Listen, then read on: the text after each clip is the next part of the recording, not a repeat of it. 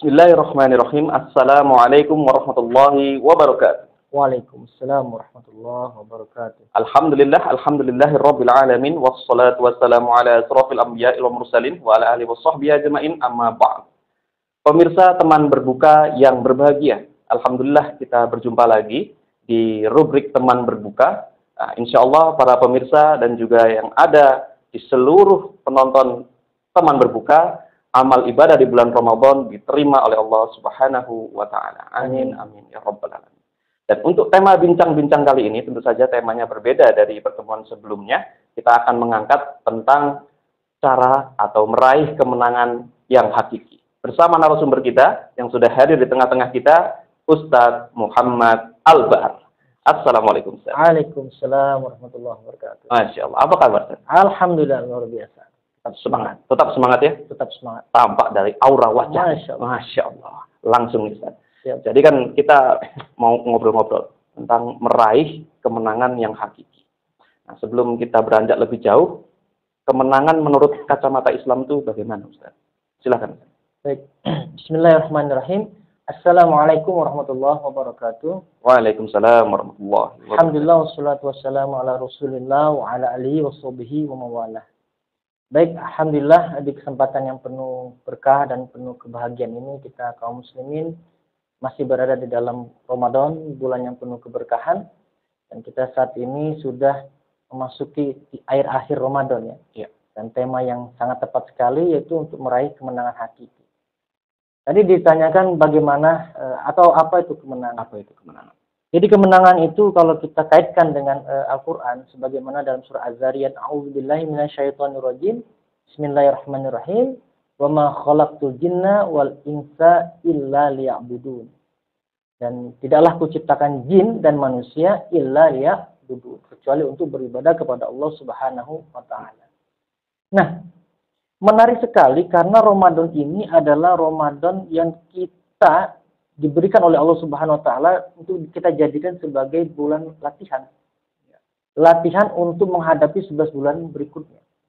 Dan tentu setelah selesai dari Ramadan ini, kita diharapkan sebagaimana dalam surah Al-Baqarah 183, la'allakum tattaqun, ya, untuk meraih ketakwaan. Nah, dikatakan sebagai sebuah kemenangan itu adalah ketika kita sebagai seorang muslim bisa memposisikan diri kita sebagaimana yang diminta oleh Allah dalam surah Al-Baqarah tadi, la'allakum tattaqun, atau memposisikan diri kita sebagai seorang abdun, seorang hamba yang tunduk dan patuh kepada Allah.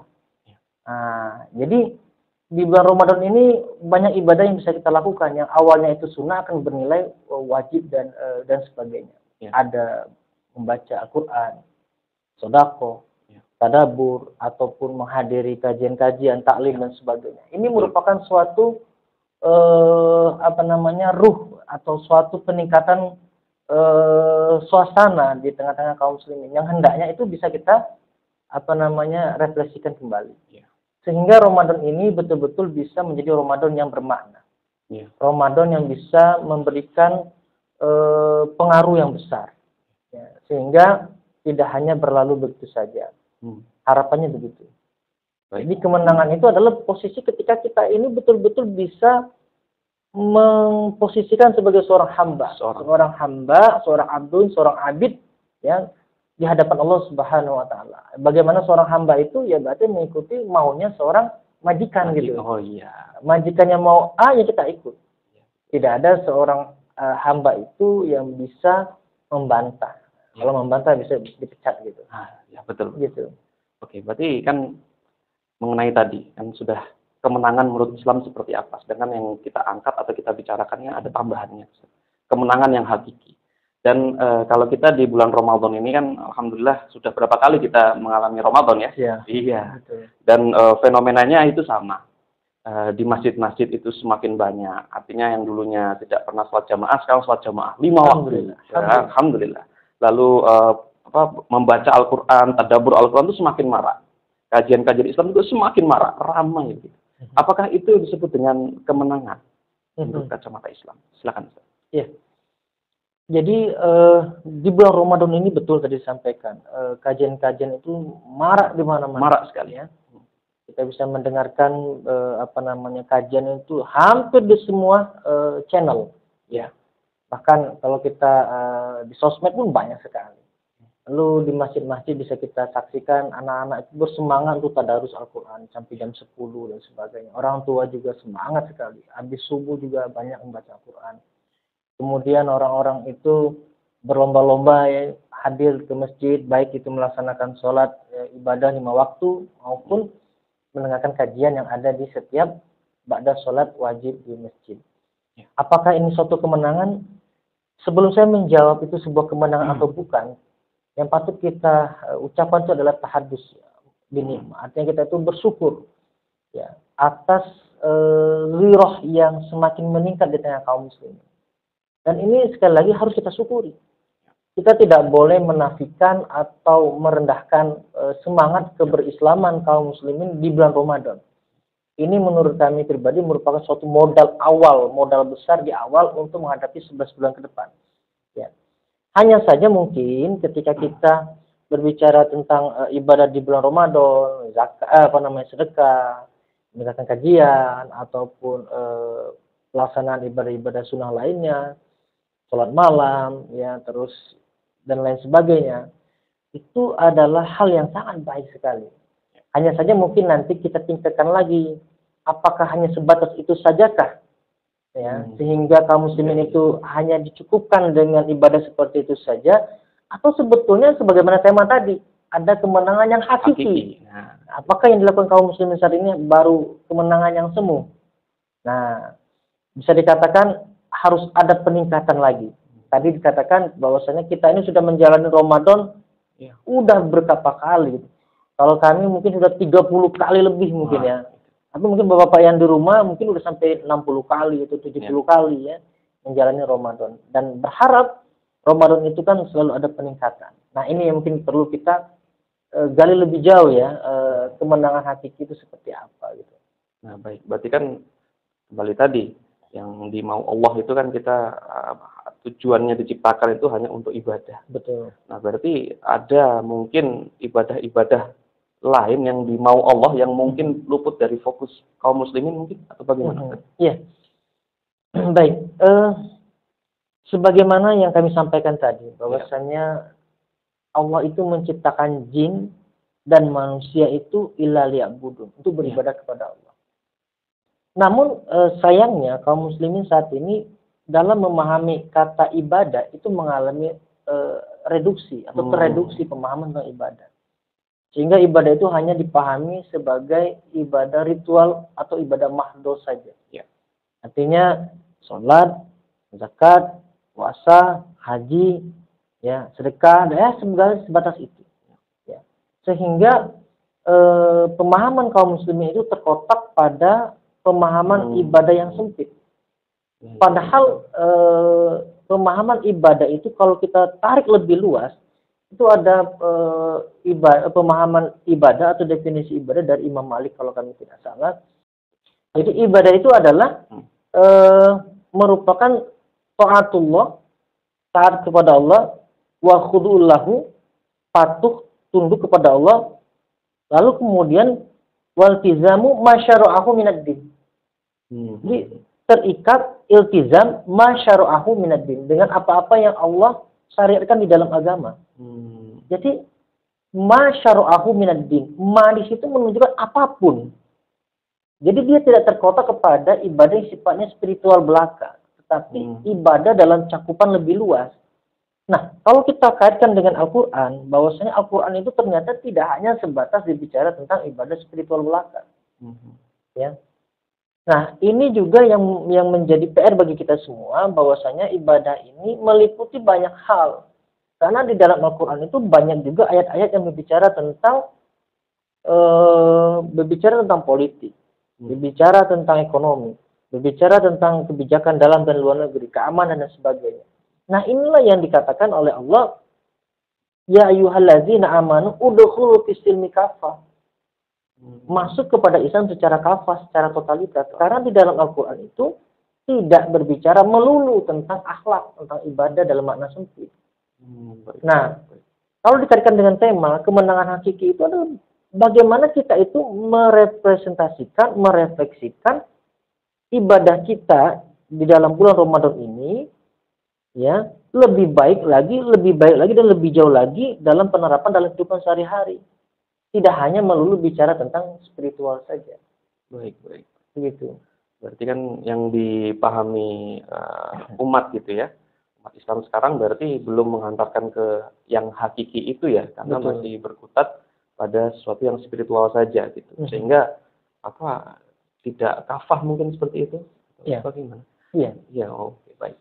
Jadi kami lanjutkan lagi. Ya. Jadi pernah Rasulullah SAW itu mengadu kepada Allah Subhanahu Wa Taala. Dan ini diabadikan oleh Allah dalam surah Al-Furqan yang berkata, "Waqala Rasul, ya Rabbi inna qaumi takhuzu hadzal Qur'ana mahjura." Jadi Rasul ini ngadu sama Allah. Ya Allah, inna qaumi takhuzu, umatku ini telah mengambil atau menjadikan Al-Qur'an ini mahjura. Ya, mahjura ini bisa dimanakan at-tak, bermakna meninggalkan. Dan para mufassir itu menerjemahkan meninggalkan itu banyak hal. Bisa berarti tidak membaca, kalau tidak membaca mungkin tidak ya. Kita kaum muslimin saat ini justru sedang berlomba-lomba. Ya. Berlomba-lomba menghatamkan Al-Qur'an. Mungkin sehari bisa 30 juz mungkin ya. Ya, atau minimal sebulan itu 30 juz. Artinya untuk tidak membaca lewat nih.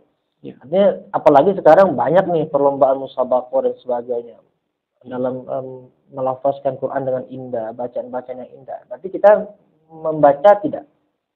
Tapi ada lagi dalam tafsir Imam Ibnu Katsir, at-tak di situ tidak hanya membaca, namun tidak mentadaburi juga termasuk merupakan bagian dari meninggalkan Al-Qur'an. Dan lebih jauh lagi beliau mengatakan tidak mengamalkan Al-Qur'an itulah merupakan sifat atau masuk dalam kategori meninggalkan Al-Qur'an. Nauzubillah min dzalik. Nah, pertanyaannya bagaimana dengan kondisi kaum muslimin saat ini? Iya. Ya kan? Apakah kaum muslimin saat ini masuk dalam kategori at-tak? Ya, meninggalkan tadi. Kalau kita lihat kaum muslimin saat ini sangat mirip dengan apa yang disampaikan dalam tafsir tersebut, yaitu tidak lagi menerapkan atau mengamalkan isi Al-Qur'an. Sehingga kaum muslimin itu hanya sebatas tadi, hanya ibadah-ibadah spiritual mahdoh bersifat individual saja. Dan kemenangan hakiki itu akan sulit untuk didapatkan karena kita masih meninggalkan sebagian dan beriman kepada sebagian Al-Qur'an. Jadi wa man a'rada an dzikri fa inna lahu ma'isyatan dongka. Jadi barang siapa yang a'rada meninggalkan Al-Qur'an, maka dia akan mendapatkan ad-dong. Ad-dong di situ bisa diterjemahkan sebagai kesempitan. Jadi dia mengalami kesempitan dalam kehidupannya.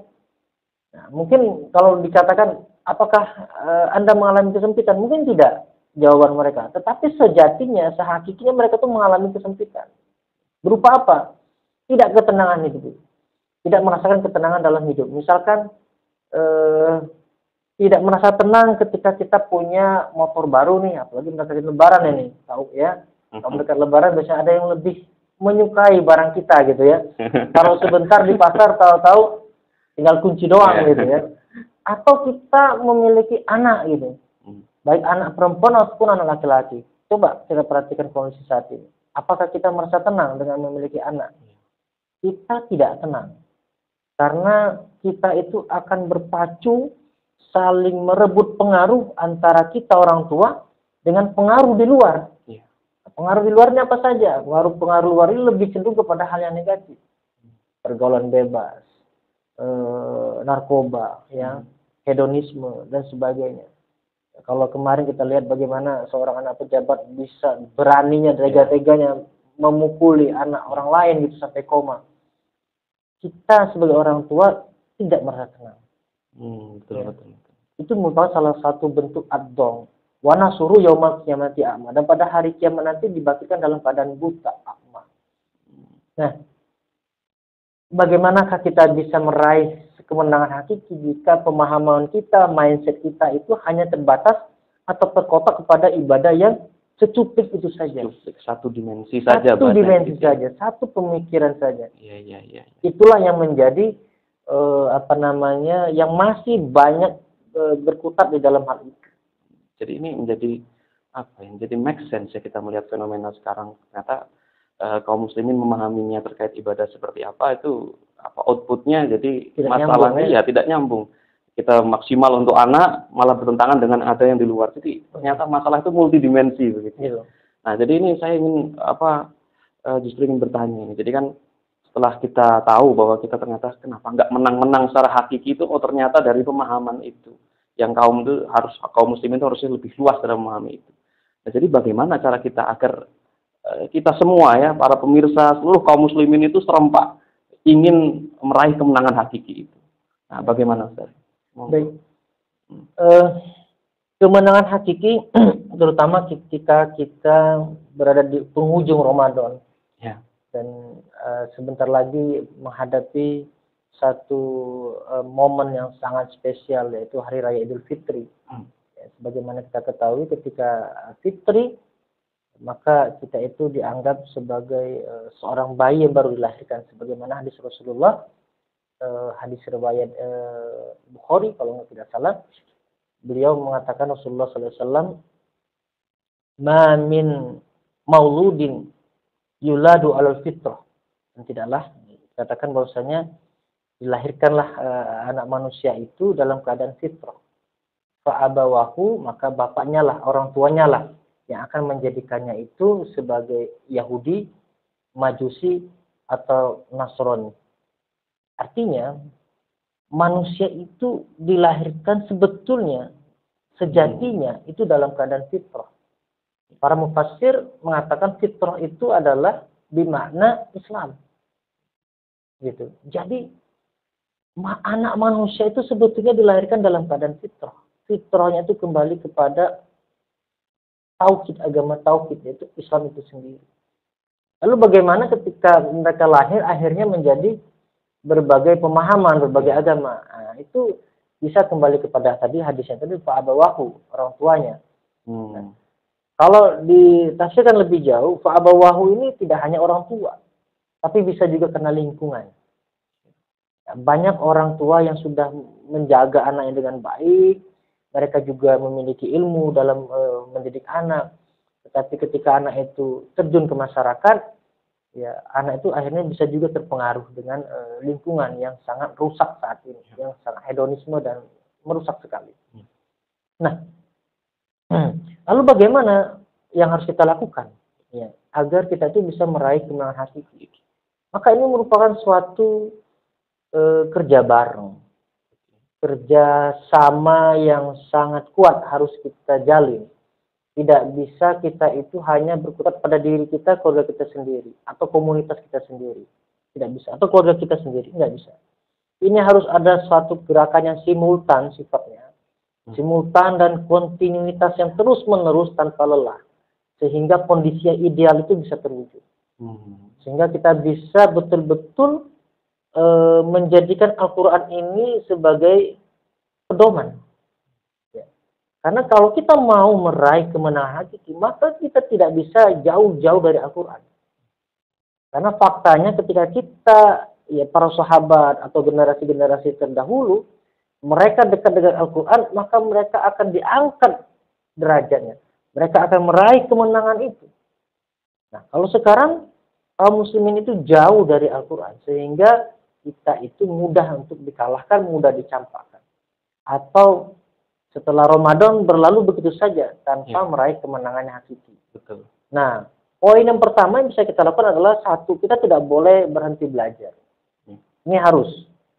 Karena dengan belajar ini kita akhirnya bisa tahu mana yang wajib, mana yang sunnah, mana yang makruh, mana yang haram. Oh, ternyata tindakan kita selama ini salah. Oh, ternyata apa yang kita lakukan ternyata saat ini justru menghantarkan kepada kehancuran, keharaman dan sebagainya. Ini pertama. Yang kedua, tidak hanya sampai belajar begitu saja. Belajar itu harus sampai pada titik di mana pemahaman kita itu bangkit. Bangkit yang secara seutuhnya.